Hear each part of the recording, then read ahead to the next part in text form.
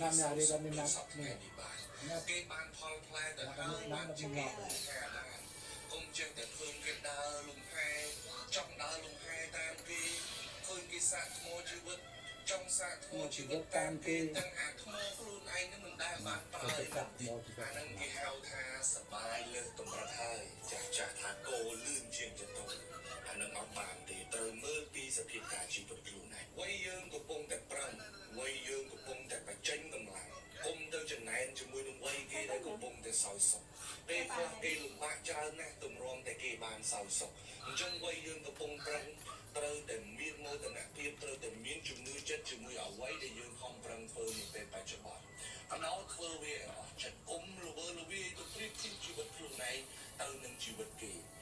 អ្នកខ្លះខំប្រឹងធ្វើការបានល្អមែនតើតែដោយសារតែឃើញគេសោយសុខឃើញ